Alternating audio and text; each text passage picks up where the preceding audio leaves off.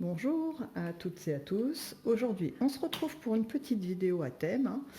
Je me demandais si les cartes pouvaient me donner des indications sur l'état d'esprit ou bien la fréquence, le mouvement, l'énergie, on peut appeler ça comme on veut, de la Terre. Parce qu'on nous rebat les oreilles de réchauffement climatique, il y a aussi la version où finalement on ne serait que dans un cycle naturel de la Terre, dans ces mouvements climatiques qu'on est en train de vivre.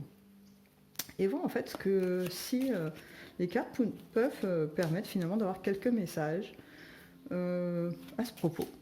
Donc on y va. Je commence toujours par mon petit rituel de Madame Majeure du Tarot de Marseille.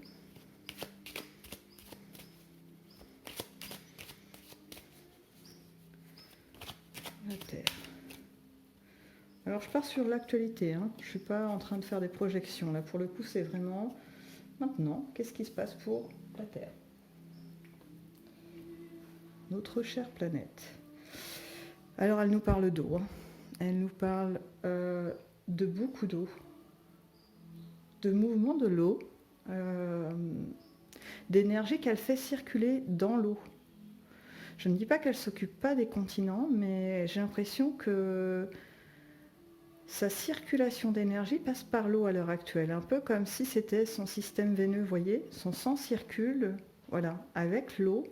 Ça lui fait toute une ramification, tout un réseau où elle peut faire circuler cette énergie, hein. En tout cas, ce qui est certain, c'est qu'il y a une action de sa part. Alors, bon, c'est pas quelqu'un derrière une petite manivelle qui la tourne très vite, très vite, très vite pour que tout bouge, mais il y a un mouvement de respiration. Je sens une attention portée à son corps. Vous voyez, c'est assez particulier comme conscience. Je vous avoue que c'est la première fois que je fais un exercice comme ça, hein. Donc là, je suis un peu dans la découverte, peut-être en même temps que vous. Et c'est une conscience qui change vraiment par rapport à nous, petits êtres humains. Il y a beaucoup de sagesse. Je sens comme un brin d'impatience, hein, je vous le dis, parce que elle a l'air beaucoup plus au courant, entre guillemets, de l'aboutissement de son mouvement. Elle sait là où elle va, vers quel état elle va, et elle a hâte d'y être. C'est un peu, je reprends souvent cet exemple, mais j'ai l'impression qu'on est un peu tous dans le même bateau à ce niveau-là. C'est le changement de peau qui est obligatoire à l'époque que l'on vit. Donc elle est un peu en train d'attendre de pouvoir faire sa mue. Vous savez, la période juste avant, là, quand c'est vraiment très serré et qu'il faut absolument sortir de cette vieille peau pour pas finalement mourir asphyxiée. Donc là, c'est ce qu'elle vit, hein. Ok, ben écoutez, ça part pas mal pour l'instant. On va poursuivre avec... j'hésite. Je vais faire avec le Dixit. Je voulais partir avec les glyphes de Féor, un oracle que j'aime beaucoup. Mais là, le Dixit me dit, c'est moi d'abord. Donc, je vais laisser l'honneur au Dixit. Alors oui, j'ai pas prélevé les cartes. Je vais essayer de les voir si elles sortent du paquet. Sinon, j'irai les chercher si ça met trop de temps. Donc on a déjà une première qui arrive. Bon, ça reprend un peu mon idée d'océan, de mer, de sensation de blocage. Pas de blocage, d'être contenu. Mais c'est marrant, c'est vraiment temporaire et j'ai l'impression que pour elle, je ne sais pas si vous voyez bien cette petite carte, je la rapproche un petit peu. En même temps, il y a tellement de reflets, je ne suis pas sûre que vous voyez bien. Les personnages, on a une petite ballerine enfermée dans une bouteille, et dans une autre bouteille, on a un petit soldat. Et à leurs pieds, on a 3 crabes qui se promènent sur le sable ou qui sont en attente de pouvoir les croquer. On peut imaginer ce qu'on veut de l'attente de ces petits crabes. Donc pour moi, c'est plutôt, en tout cas ce qui s'en dégage, ces petits crabes, c'est un peu comme l'énergie des cellules de la Terre qui sont en mouvement, qui elles sont déjà passées à l'état un peu doré, hein, c'est-à-dire qu'elle est en avance sur nous, clairement. Et donc elle nous a un peu mis... c'est comme si qu'elle avait réussi, alors ça je ne sais pas si c'est elle ou autre chose, plutôt autre chose, alors ne me demandez pas quoi pour l'instant, je ne sais pas, qui nous aura entouré d'une bulle de protection, en tout cas de distinction. Voilà, pour lui laisser finalement libre cours à sa transformation sans être impacté par nous, les petits êtres polluants. Je ne parle pas de la pollution plastique, machin, hein, au niveau énergétique. Voilà. Après, il y a une harmonie avec certains êtres humains. Il y en a qui sont, là je les vois, ça y est, qui sont, je dirais pas au diapason, parce que c'est des énergies vraiment différentes entre la Terre, Gaïa, appelez-la comme vous le souhaitez, et l'énergie des humains. Ça, c'est pas... C'est comme si vous compariez un verre d'eau et un jus d'orange. Ça n'a rien à voir. C'est du liquide, mais ça n'a rien à voir. Et là, c'est ça, c'est deux énergies totalement différentes. Ok, on enchaîne.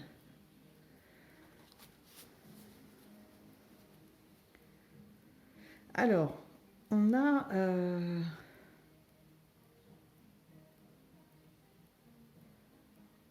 Alors, c'est assez étrange parce que c'est la sensation qu'elle nous observe, mais d'une autre place que dans la matière. Je sais, ça n'a pas beaucoup de sens ce que je viens de dire. Mais oui, c'est un peu comme ça que je le vois, un petit peu comme, vous savez, ces gens qui racontent les sorties de corps et qui voient leur corps, ils planent au-dessus de leur corps et ils se voient en dessous. Et bien là, c'est un peu la même chose. Elle voit la scène, cette conscience, au-dessus de tout ça, quoi. Et elle nous voit, nous les petits humains, en train de vivre notre petit quotidien avec nos énergies plus ou moins bonnes. Elle est observatrice de tout ça, mais il y a quand même quelque chose de très maternant. Elle a hâte de changer, mais elle aimerait limiter les dégâts. Parce que son changement brutal pourrait amener le départ de beaucoup d'êtres humains.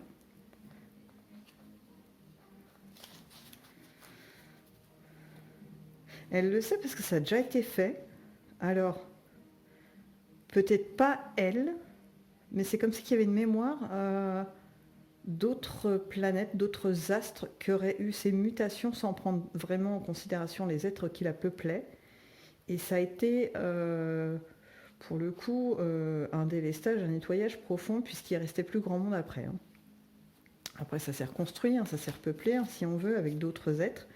Mais là, ça serait un peu comme son défi. Comme si elle devait arriver à faire son changement en préservant une partie de l'humanité. Bon, c'est pas mal. Merci à elle de nous laisser le temps d'évoluer. Vous voyez, il y a de vrais liens avec le cœur. Elle est tellement généreuse parce que malgré toutes les petites blessures qu'on lui fait, je dis bien petites parce qu'en réalité, on n'est pas si impactant que ce qu'on peut imaginer. C'est-à-dire qu'effectivement, il y a le plastique, il y a tout ça. On nous dit qu'on arrive à détruire beaucoup de choses, sauf que c'est pas là tout à fait la réalité. Ça fait un peu comme quand... qu'est-ce que je pourrais vous donner comme exemple On peut nous dire quelquefois que, par exemple, nous, on peut être malade et que c'est une maladie qui va nous emmener parce qu'on ne peut pas la soigner. Sauf qu'en fait, le corps humain a tellement de ressources et qu'il est tellement lié à l'émotionnel et à l'état d'esprit que des fois, même les médecins ne comprennent pas. Ils disent « il va mieux, il a une rémission ou il est soigné. On ne sait pas trop ce qui s'est passé, mais vive la science !» Vous voyez parce qu'il y a des ressources qu'en fait on ignore, des ressources plutôt divines. Et je dirais que la Terre n'est pas exempte de tout ça. Elle aussi est parcourue par une énergie très puissante et de laquelle elle est beaucoup plus en écoute que nous, on pourrait l'être.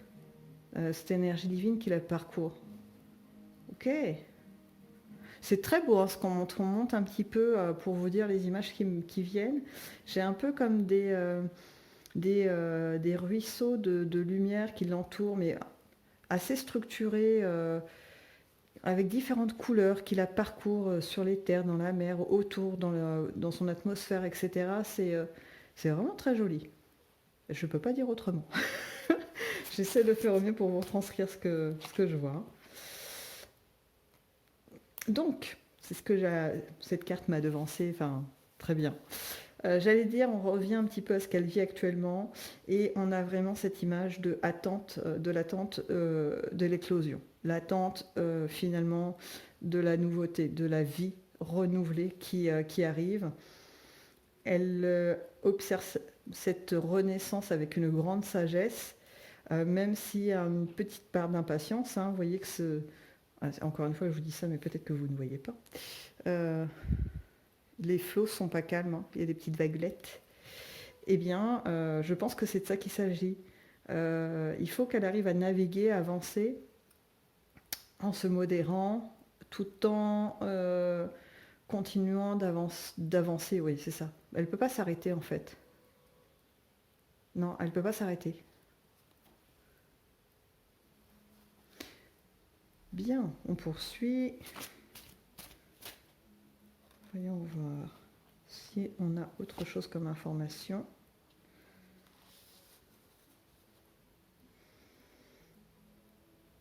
Ah, là, ça me parle d'autre chose.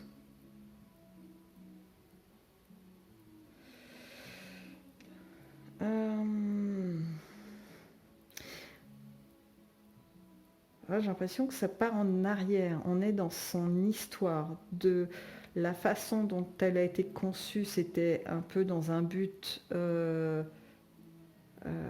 c'est, de glorifier la vie et l'essence divine, etc. Vous voyez, quelque chose assez poussé en termes d'expression de la lumière.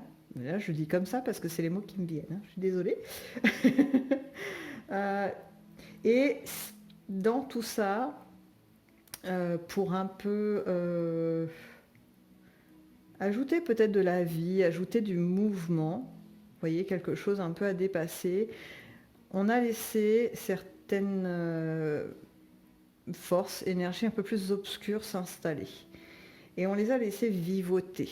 Il y a une tentative d'implantation dans le noyau, hein, dans le cœur vivant vraiment de la Terre, mais en fait, ils ont cette illusion parce que ils ont l'impression d'être au cœur du truc et de maîtriser et de pouvoir faire plein de choses, sauf qu'en fait, ils sont que dans une toute petite parcelle de ce qu'elle est.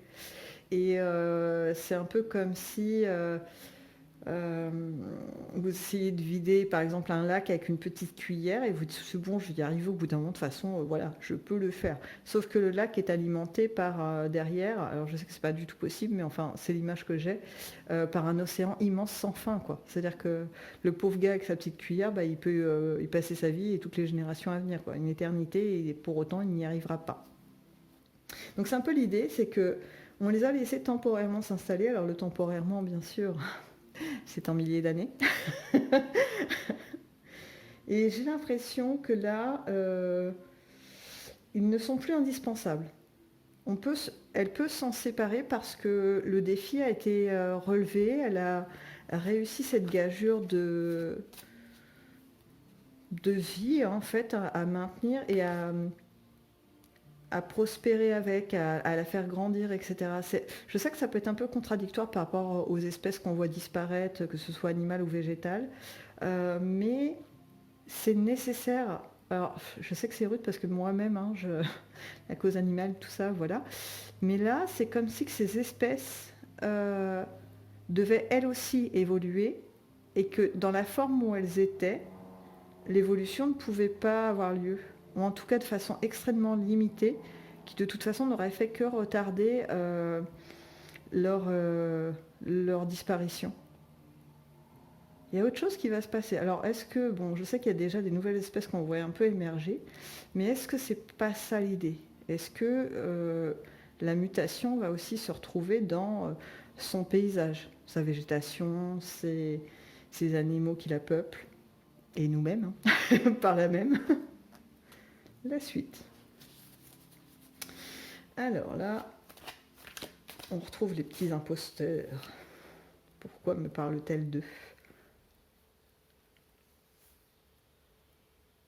Ah, là, l'idée, c'est que ces êtres, un peu négatifs, dirons-nous, ont longtemps pensé pouvoir effectivement être au contrôle, être les chefs d'orchestre, voyez, de tout ça, et de pouvoir masquer finalement leur faiblesse. Et qu'elle, en fait, elle n'a jamais eu de crainte par rapport à ça parce que elle est plus que protégée par quelque chose de tellement plus puissant que ces petits bidules. Alors petits bidules, hein, voilà, ça dépend de l'intensité.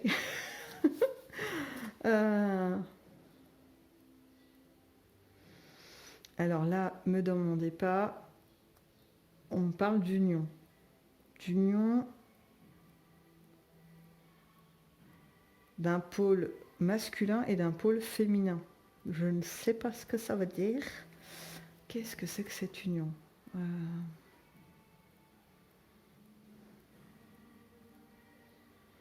C'est étrange, c'est comme si elle avait gouverné pendant longtemps, en tout cas une grande partie d'elle, qui était un peu masquée en mode féminin, énergie féminine, et que sur la surface, l'énergie masculine battait son plein, et que là, ça va se rééquilibrer pour laisser même, au-delà du rééquilibrage, une plus grande place à l'énergie féminine. Alors là, c'est rigolo. L'image qu'on me donne, je ne sais pas pourquoi, j'ai une feuille de palmier géante avec tous les bords du feuillage doré. Le vert intense au centre et puis du doré un peu brillant sur le contour. C'est pas ce que c'est. Je suis navrée. Je vous donne les images, je vous fais participer. Ok. Bon, tout ça c'est intéressant. Et ce qui me un petit peu me surprend, c'est que j'ai pas d'idée de souffrance, vous voyez, de tout ce qu'on nous a dit. À part là, un petit peu les petits picots des humains qui ne servent pas à grand chose dans leur manipulation. Peut-être qu'il faut que je vais essayer de préciser un peu plus. Hein, on va essayer d'aller un peu plus en détail. Je remonte tout ça pour me faire un peu de place. Hop. Toc, toc, toc. Voilà. Alors c'est pareil, la forme du tirage, je me demandais pas pourquoi. C'est arrivé comme ça. Je vais partir, du coup je vais faire un peu les glyphes de Médéor pour voir si je peux avoir plus l'état actuel en fait, le fait de devoir nous supporter ou pas. Est-ce que pour elle c'est une contrainte ou pas? Voilà. Donc hop. Je sais, hein, je pousse loin cette question de finalement est-ce que on est en train de nous autodétruire avec toutes les sottises que nous faisons humains. Alors je dis nous, mais c'est pas forcément nous. Hein. Vous avez compris que c'était un peu les puissants qui font preuve d'une stupidité incroyable. Et oui, comme vous l'avez compris, je les aime pas beaucoup. Je sais, c'est comme ça. Il y a des gens des fois que je l'aime pas. Hop. Allez, encore 3. Pour voir un petit peu comment elle supporte, vit ce truc. Alors c'est bizarre, c'est ok.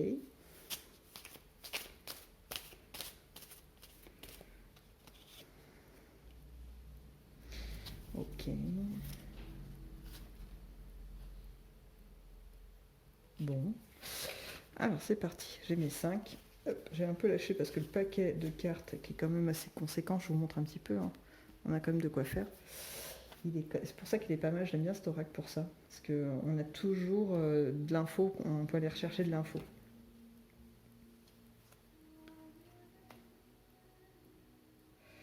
Alors déjà, rien que les 2 cartes, elles sont assez puissantes. Hein.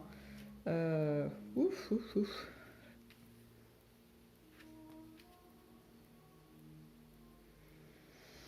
J'arrive, hein, je vous explique ce que je perçois. Alors, le message de tout ça par rapport à maintenant, c'est qu'en fait, il n'y a vraiment aucune crainte à avoir. En tout cas, elle n'en a aucune. Et qu'à la limite, c'est parce qu'elle n'a aucun doute sur sa puissance en fait. Et c'est vrai que si on regarde bien, un tsunami et on n'est plus là quoi. Un tremblement de terre et on n'est plus là. Une tornade et on n'est plus là. Donc là-dessus, elle n'a aucun doute sur sa force. Ça, c'est clair et net. Ce qu'elle a eu besoin en fait de faire et qu'elle fait encore aujourd'hui, c'est de contenir justement cette puissance pour que ce que l'on disait tout à l'heure, hein, c'est-à-dire que le changement se met tout de même en place en créant le moins de dégâts possible. Et aussi, là, ce qui arrive aussi, c'est que les petits pics que certains font, comme un peu au Qatar, où ils s'amusent à jouer avec la météo, enfin un peu partout, euh, elle essaie de ne pas réagir à ça parce qu'en fait, ça l'agace que certains humains se pensent aussi puissants qu'elle, pouvoir jouer avec elle. Voilà, c'est un peu comme si vous étiez tranquille, allongé, et puis qu'il y a un moustique qui commence à vous tourner autour. Bon, bah, ça va 2 minutes, au bout d'un moment, on va chercher une tapette, un truc, quoi. Ou on ouvre la fenêtre pour qu'il se sauve, mais voilà, c'est bon, quoi. On joue pas dans la même catégorie, vous voyez. Donc, là-dessus, il n'y a pas de souci. Et en fait, ce qui ressort, c'est toute l'abondance, tout ce qu'elle possède et tout ce qui est encore là est très vivant. Et il y a même le après. Et qu'en fait, tout ça, c'est extrêmement protégé. Nous, on ne peut pas s'en rendre compte parce que je pense que c'est sur des plans un peu plus subtils, vous voyez, en termes énergétiques et tout ça. Mais il n'y a vraiment aucun souci à faire. Je dirais même qu'on... Même là, d'aller plus loin. J'arrive même pas à percevoir l'étendue de la richesse et de l'abondance de la Terre. C'est-à-dire, j'arrive pas à avoir une fin en fait. C'est juste que nous, à l'heure actuelle, en tout cas je parle pour les Occidentaux, on s'est tellement habitué à se fournir auprès des exploitants de l'élevage animal, les agriculteurs, etc., qu'on s'est extrêmement limité à notre propre production, comme si la Terre ne produisait rien d'intéressant pour nous. Alors je sais bien que là je suis en train de faire une généralité, parce que beaucoup d'entre nous s'intéressent de nouveau aux plantes sauvages, dites mauvaises herbes, et qu'elles sont extrêmement nutritives certaines, comestibles sans aucun problème, toutes les plantes qui peuvent nous soigner. La façon de consommer encore de la viande, on n'est pas obligé d'en manger tout le temps, voilà, mais qu'il y a peut-être des choses à respecter, etc. Voilà, il y a tout ça qui est là, et qui est en abondance en réalité. C'est juste que nous, on ne sait pas encore, mais on va apprendre, on va apprendre.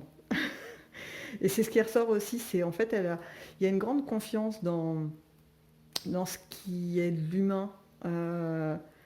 Elle a peut-être plus confiance que moi, des fois, dans certains humains. J'ai l'impression qu'elle arrive vraiment à avoir une projection, alors c'est marrant, très lointaine de ce qui est possible. Alors peut-être avec, je ne sais pas si vous vous rappelez par là, l'histoire des mémoires, je vous remonte celle-là, qui m'avait amené aux mémoires des anciennes planètes d'évolution. Voilà. Peut-être qu'il y a ça. Elle sait que du coup, il y a des étapes. Et là, ce qu'on vit ressemble énormément à une étape qui a été vécue des milliards de fois sur d'autres lieux. Donc, il n'y a pas de souci d'inquiétude parce que le scénario peut pas, il n'y a pas 40 millions de scénarios derrière.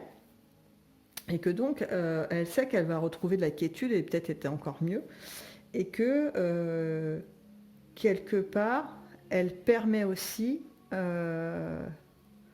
à une grande partie des humains, même si nous, pour l'instant, on a l'impression d'être pas très nombreux, de pouvoir passer aussi un cap d'évolution. Comme si elle nous entraînait dans son sillage. Vraiment, j'ai l'image, vous allez me dire c'est bizarre, mais maintenant vous allez commencer à vous habituer peut-être, d'une mère canard qui entraîne ses petits, vous savez, à nager au départ. Ils sont en file indienne derrière elle et ils s'apatougent autant que ça peut, mais la mère ouvre la marche en fait. Elle permet d'ouvrir un peu les flots et que ça soit plus facile pour les petits. Donc j'ai l'impression que c'est un peu sa démarche. Il y a beaucoup, beaucoup de chaleur, on peut dire d'amour, d'attention, mais c'est pas de l'amour comme nous on connaît. Hein. Je vous assure que la texture de l'énergie là est très, très différente. C'est un peu comme voilà, un rosier qui produit une rose. C'est une forme de... Il vit ce qu'il a à vivre. Vous voyez, il est dans son évolution. Et en même temps, il y a une notion de partage, de couleur, d'odeur, qui est là pour l'entourage. Donc c'est un peu ça aussi. Hein. Bon, alors peut-être que l'exemple n'est pas très bien choisi, mais c'est celui qui m'est venu. Donc, bah écoutez, tout ça me semble plutôt clair et rassurant. C'est un autre point de vue que celui dont on nous rebat les oreilles. Je sais que ça fera peut-être pas l'unanimité, mais c'était juste pour voir si on avait peut-être un autre angle de vue, un autre regard. Voilà. Voilà, c'est ce que je vous propose. Un autre regard. Donc sur cela, je vais donc vous laisser et vous souhaiter une bonne fin de journée. Surtout, prenez soin de vous pour la suite. À bientôt.